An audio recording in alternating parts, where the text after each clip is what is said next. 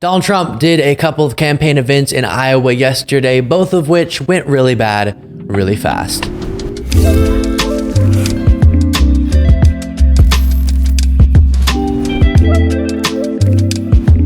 Trump spoke in Adel, Iowa in front of some hay bales, because you know how Trump is a good old regular guy who spends a lot of time around hay and horses and such.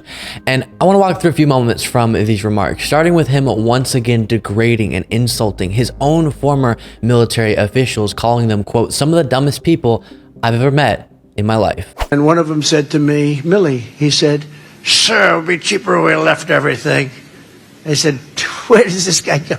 Where does he come from? A brand new airplane cost $128 million, right? I said, you mean you think it's cheaper to leave it than to fill it up with a little fuel and fly it the hell out to, even if you just fly it to Pakistan, then you bring it back home or you fly it back home. Most of them can make that journey, right? Oh, it's better to leave it there. I don't want to tell you what I had to go through with these people. Some of the dumbest people I've ever met in my life. But we have... Now, of course, I don't take his words at face value, but a couple things on the general point he was trying to make. Number one, the dollar amount in equipment that was left behind that people cite is just wrong. Often they'll cite $80 billion of equipment was left in Afghanistan. The figure they're citing is all the money we spent training and arming Afghan security forces since 2001. And most of that we spent on stuff other than equipment. Billions upon billions of dollars of equipment was either brought back or demilitarized. Plus, the lack of effective auditing under multiple administrations, including, yes, Trump's, does make it extremely hard to track down every piece of equipment and even know the exact amount we left.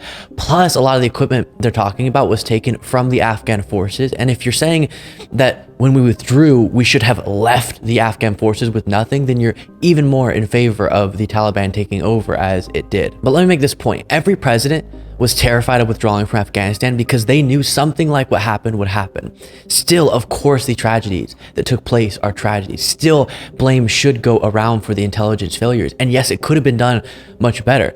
But you wonder why multiple presidents didn't pull us out. Because it wasn't going to be pretty. Joe Biden did what was hard, followed through on a promise to end America's longest war, and now thank God we aren't sending our sons and daughters to risk their lives in that conflict. Again, yes, there were huge mistakes and flaws, but as a Trump supporter, you don't get to say, oh, well, Trump would have done it better, because guess what? He didn't. He waited to put a plan into motion until the end of his presidency, and Biden did the hard task of actually making it happen. And Biden took the political fire, not Trump. And everyone is making this point, but can you even imagine if Democrats, a single Democrat, referred to military leaders as the dumbest people they've ever met? Fox News would melt down. House Republicans would hold hearings about it.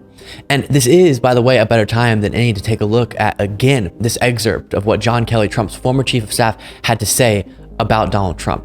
What can I add that has not already been said? Kelly said, this is from CNN, when asked if he wanted to weigh in on his former boss in light of recent comments made by other former Trump officials. A person that thinks those who defend their country in uniform or are shot down or seriously wounded in combat or spend years being tortured as POWs are all, quote, suckers because there's nothing in it for them. A person that did not want to be seen in the presence of military amputees because it doesn't look good for me.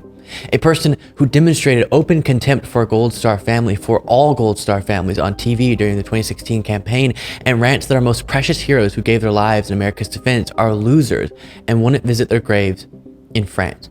So Donald Trump obviously does not respect the military or its leaders. He's out there saying Mark Milley deserves death in a Truth Social post we've now looked at multiple times. Yet the party that proclaims to be for the troops and for the military is lining up behind this guy. Then moving on to another moment from this same speech. Woke, fellas, okay? You don't want a woke.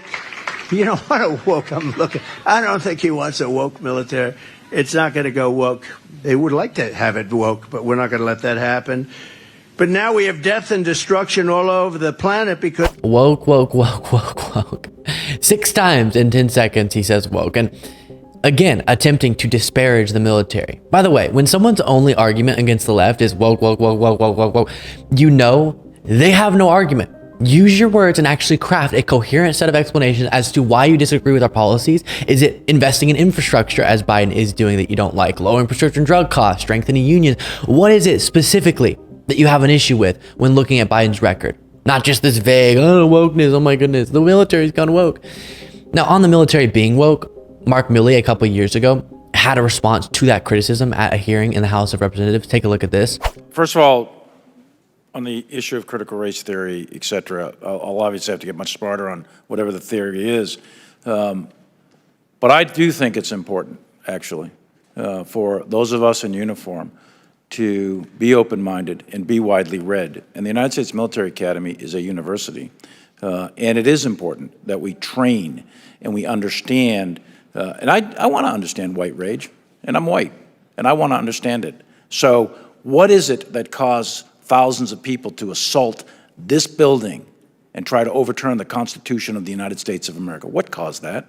I want to find that out. I want to maintain an open mind here, and I do want to analyze it. It's important that we understand that because our soldiers, sailors, airmen, Marines, and Guardians, they come from the American people. So it is important that the leaders, now and in the future, do understand it. I've read Mao Zedong. I've read Karl Marx. I've read Lenin. That doesn't make me a communist. So what is wrong with understanding, having some situational understanding about the country for which we are here to defend?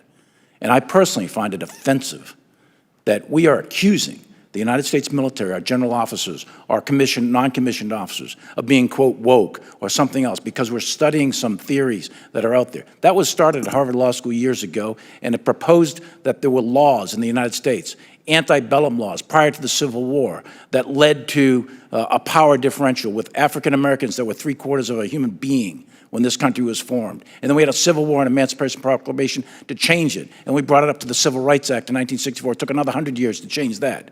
So look it, I do want to know. And I respect your service, and you and I are both Green Berets. But I want to know. And it matters to our military and the discipline and cohesion of this military. And I thank you for the opportunity to make a comment on that. Then we move on from one of Trump's speeches yesterday to another. This is Trump in Clive, Iowa, where he still struggles to pronounce Hamas. Deal crushed the murderous Iranian regime with sanctions and starved Hamas, and we took Hamas and Hezbollah and all of the rest. We took them to task like nobody else. Now, by the way, while we're talking about terrorist organizations, as we previously discussed, Hezbollah is the terrorist organization Trump referred to as smart. So to get it straight, he'll call the Taliban, Hezbollah, Vladimir Putin, Kim Jong-un, Xi Jinping smart, but our own military leaders dumb. Here's more of Trump's response to what's going on in Israel and Gaza, where he can't even stay focused long enough to make a point and gets distracted by a fly. It even gets worse. The babies were murdered and they were burned. People who think like this, people who support this, and people who sympathize with this are sick. They're sick and they're evil, and they're not going to be fixed. You're not going to make them into wonderful people one day. I didn't know you had flies in Iowa. I hate flies. Now, I'll get in trouble for saying that. Cruelty to animals. No, it's true. You know, I said the other day, I was at a place, and it was a beautiful place, but they had like flies. And I said, get fly paper. They said, sir, they're not allowed to sell it anymore because of cruelty to animals. They actually said that. I don't know. Can you get fly paper? It used to be great, right? But they said, you can't do that anymore, sir. It's cruelty. So, of course, that's incorrect, and randomly so. You can still get fly paper, but he struggles to stay focused long enough to finish his point on a horrific and serious subject. And to close this out, I'll show you, shockingly, Trump saying something true, absolutely true, even though I don't think he means it in the way that we do.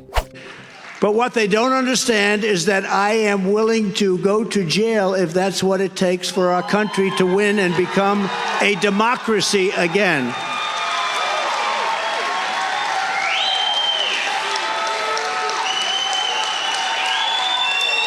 Of course, he'll have his day in court, his presumption of innocence, all that. But it just may turn out to be true that he may be put in jail to protect our democracy based on him being held accountable for his own actions, to get it clear.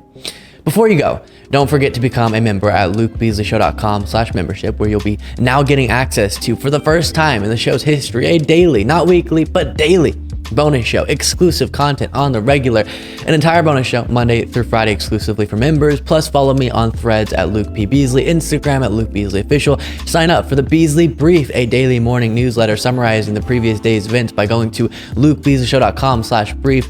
And I'll see you all in the next video.